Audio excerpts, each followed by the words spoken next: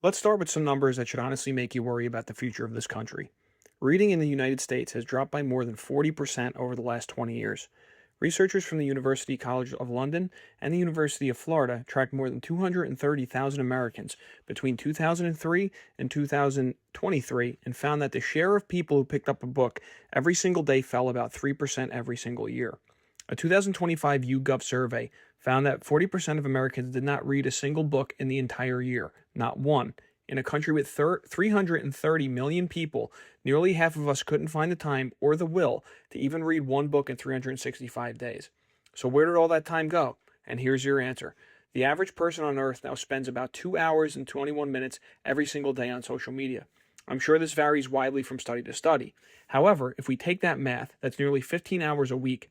That's more than 32 days a year staring at a screen, scrolling through content specifically engineered to keep you there.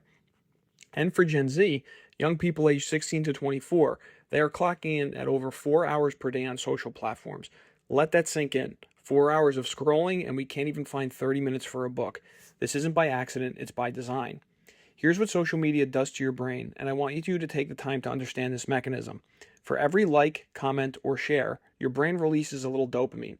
It's the same chemical released when you eat something delicious, fall in love, or when you win something. Social media has hijacked that system and turned it into a slot machine. Platforms aren't selling you content, they're selling you attention to advertisers. And to do that, they keep you hooked. So they feed your brain bite sized content, whether that's short videos, hot takes, memes, or outrage. Anything that's going to trigger a rapid response in your brain. Over time, your brain starts to crave that speed, stimulation, and instant feedback. Here's what that does to your ability to read. A 2025 study published in JAMA found that preteens who used increasing amounts of social media scored up to 4 points lower on reading and memory tests during early adolescence compared to kids who used little or no social media. 4 points doesn't sound like a lot until you realize this is measuring a fundamental ability to focus, comprehend, and retain information. College professors are now reporting that some students are even struggling to concentrate on a sonnet, which is a poem that takes 90 seconds to read. We are literally losing our capacity and ability for deep thinking and comprehension. And a book, a real sustained demanding book, requires exactly that. So, what exactly are we losing when we stop reading, and why is this even important? Reading builds neural connectivity. When you read, multiple brain networks light up simultaneously. Visual processing, language comprehension, and meaning making centers all work together in concert. Regular readers show enhanced connectivity between brain regions involved in language and executive function. In plainest terms, reading rewires your brain to think better. It further protects memory. A study from the University of Illinois found that people who read books for just 8 weeks showed significant improvements in working memory and episodic memory compared to a control group who were doing just puzzles. There's even evidence that reading extends your life. A Yale University study published in the Journal of Social Science and Medicine tracked 3,600 applicants over 12 years. The result was that book readers experienced a 20% reduction in the risk of mortality compared to non book readers. Book readers outlived non book readers by an average of nearly 2 years. The researchers concluded that the immersive nature of book reading and sustained cognitive engagement was the key mechanism in this.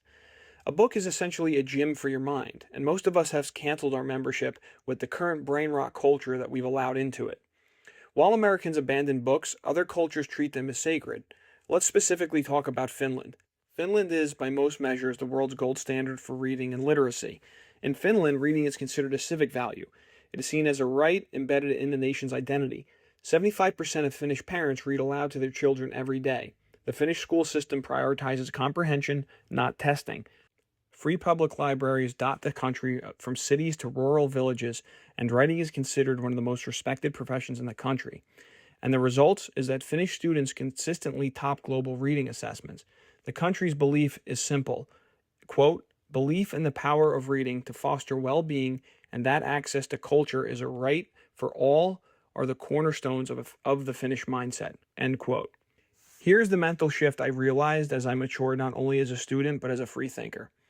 A book is a human being, often the best version of that human being, sitting down and doing the hardest possible intellectual work for years to figure something out and then handing that information directly to you as the reader. That transfer of compressed wisdom is one of the most extraordinary technologies ever invented. No Spark Notes can ever replace this. Think about it this way.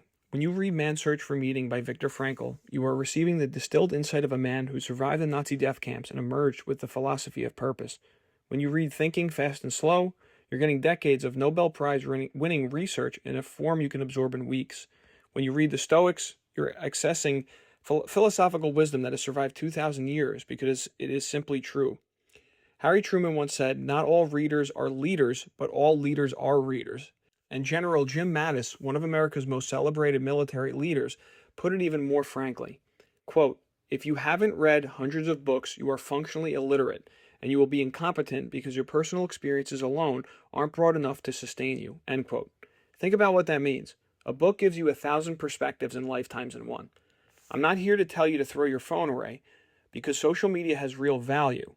It helps connect people, spread information and community. I'm literally using YouTube to spread this idea.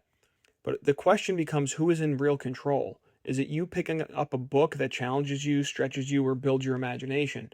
Or is an algorithm deciding what your mind consumes, optimizing not for your growth, but for your engagement? So here's your challenge, and I mean this seriously. Pick any topic that you've been interested in and wanted to learn more about. Find any book on that topic, just one, and read it. Audiobooks have its own purpose, but please buy a physical book. Dedicate time and a location in your home or apartment where you can sit, focus, and let someone else's written words enter your thoughts. Start with 20 minutes a day, and that's all. Over time, you'll get sharper, you'll sleep better, and you'll have more to say and understand the world more clearly. The reason why I wanted to make this video was because I work in healthcare. Information that I learned was learned as a direct source of books, and they are the foundation to everything that I do in my patient care. And guess what I do when I don't know something? I reference it either as a direct source in a book or through a medical journal. Learning is a privilege, and we as a society can't sit back and allow ourselves to get this complacent. With everything happening in the world right now, it's more important now than ever to stay educated, because the system works better when people are dumb and easily manipulated. I beg you to please start reading more and grow your own personal library. If this video was informative, please share it with others who might gain some value from it. I'm curious, and please tell me in the comments, what book has changed your life, or what book did you just add to your current reading list? Thanks for watching Spark Studios, where my goal is to help spark your ideas. Please subscribe for more thought leadership content like this. Thank you.